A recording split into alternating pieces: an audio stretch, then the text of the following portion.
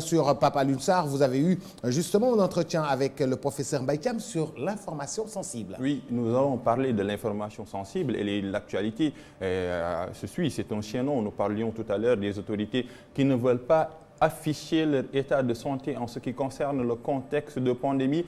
Information sensible ou pas, nous sommes en direct avec le professeur Mbaye Thiam. Professeur, bonjour. Aujourd'hui, on parle beaucoup d'informations sensibles liées un peu au saccage du journal Les Échos. Mais d'abord, c'est quoi l'information sensible? C'est vrai que récemment, l'actualité a fait rebondir la problématique sur l'information sensible, son traitement et sa diffusion. C'est une question qui n'est pas nouvelle. Déjà en 1999, sous l'égide du régime socialiste et avec notre aîné et grand frère Mbaye Sidi Mbaye, directeur de la communication de l'époque, j'ai eu à produire un rapport avec la complicité d'Ibrahim Bakhoum sur le traitement de l'information sensible suite à l'échec d'un séminaire qui avait été organisé à Saly par le gouvernement, les communicateurs, les ONG et autres sur la question. C'est une question extrêmement importante qui interpelle tous ceux qui travaillent sur les questions et de l'information et de la communication. D'abord, elle pose un problème de définition. Qu'est-ce que c'est que l'information sensible? Il est évident que chez un décideur politique, chez un leader gouvernemental, l'information sensible, c'est ce qu'il faut garder, conserver, diffuser le moins possible à l'échelle d'un groupe restreint de personnel. Chez un journaliste, c'est ce qu'on appelle le scoop. Et donc l'un et l'autre n'ont pas la même définition du même contenu, du même concept et de son contenu. Chez les militaires, l'information sensible, c'est tout ce qui a trait à la stratégie de l'armée, à la stratégie de la sécurité, de la police, de la gendarmerie et autres. Chez les médecins, c'est tout ce qui a trait à la gestion des dossiers des malades, ce qu'on peut communiquer et ce qu'on ne peut pas communiquer pour sauvegarder l'intimité des malades. En justice, les dossiers de justice, ainsi de suite, et on peut aller le plus loin possible. Sauf que, même si on admet, dans le cadre de la gestion de l'information, qu'il existe, selon les pays et selon les législations de l'information sensible, cela ne peut pas signifier qu'il faille occulter pratiquement la diffusion de l'information parce que le droit à l'information est un droit béni par l'ensemble des constitutions démocratiques dans le monde. Et donc, l'information sensible se trouverait, selon moi, dans l'équilibre qu'il faut observer pour que ceux qui doivent savoir sachent, sans que l'on remette en cause les intérêts stratégiques au plan économique, politique ou autre du pays, sans que l'on puisse mettre en doute pratiquement l'intimité des populations concernées. Et donc, il y a là un équilibre.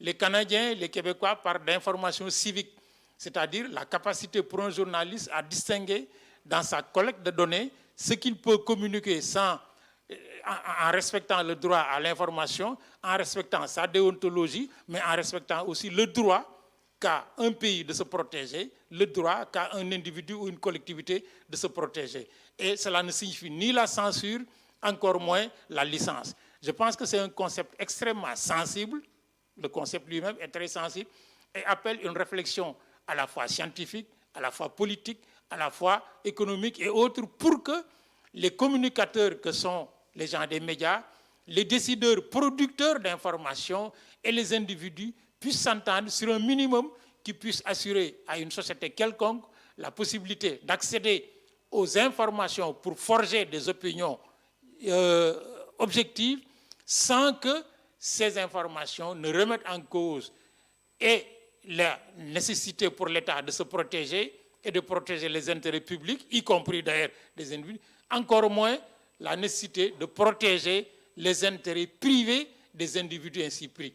Je pense qu'il y a là, la loi d'archives du Sénégal en parle déjà, le projet de loi qu'on avait fait et qui n'est pas encore adopté sur l'accès à l'information administrative en parle déjà, qui balise le territoire de ce qu'on peut produire, communiquer ce qu'on ne peut pas produire, et un ensemble d'autres dispositifs qui devraient permettre aux communicateurs et aux spécialistes de l'information d'une part, aux producteurs utilisateurs de l'information d'autre part, de s'informer et de limiter les casses en matière de droit à la protection publique et à la protection individuelle.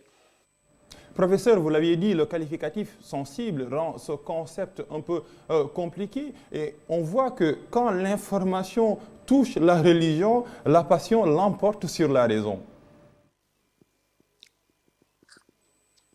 Mais parce qu'on est dans le domaine de la religion, et dans le domaine de la religion, on ne sait pas toujours où s'arrête l'objectivité, où s'arrête la subjectivité, où s'arrête le rationnel et où s'arrête l'irrationnel. Le rapport que l'homme politique a avec les populations n'est pas le même rapport que le rapport de l'homme religieux avec les populations. C'est la raison pour laquelle quand certains hommes politiques, pour faire de la transparence, pour faire pratiquement dans la gestion la plus transparente de leur vie, déclarent eux-mêmes qu'ils sont atteints de maladies, sans aller dans le détail, les religieux qui entretiennent avec leurs ouailles un rapport souvent de fidélité absolue, mais hésitent à cela. Et l'irrationnel prenant le rapport sur le reste, si vous voulez, eux-mêmes refusent d'être malades, ou alors le talibé refuse d'admettre que son marabout peut être malade. Et quand on diffuse maintenant la maladie du marabout, ils ont des réactions totalement irrationnelles. Alors, professeur, comment manier avec tact l'information sensible? Mais ce qui est sensible se mesure à l'aune de ce que cela peut produire de communiquer une information ou pas. Ça participe à la fois du professionnalisme du journal et du journaliste et pratiquement de la mesure des enjeux dans la communication de l'information. Si communiquer une information peut déclencher un processus social qui crée plus de problèmes que l'information n'en a au départ, produire l'information devient pratiquement un enjeu d'ordre à la limite morale et professionnel. Je pense que il devrait, dans les rédactions des journaux, des radios, des télévisions et autres, il devrait être possible de discuter de la possibilité ou non, de l'objectivité ou non, de diffuser ou de ne pas diffuser une information en fonction de ce que l'on suspecte que cela peut produire comme conséquence. Il est évident que, pratiquement, ceux qui ont diffusé la maladie de tel marabout, qui ont entraîné les réactions disproportionnées de ces talibés, peuvent toujours dire qu'ils faisaient leur travail. Mais leur travail a produit quelque chose. Est-ce que, où se situent ici et là les responsabilités des uns et des autres? Évidemment, il va falloir malheureusement aller en justice pour le régler, alors que ce n'est pas là le terrain.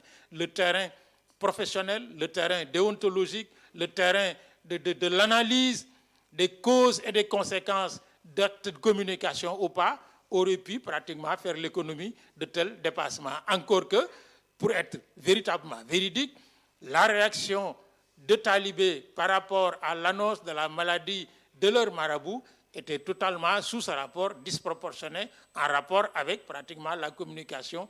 Mais on aurait pu se passer de cela, évidemment. Professeur, merci pour toutes ces précisions et je vais vous remercier avec un bon pain ce matin.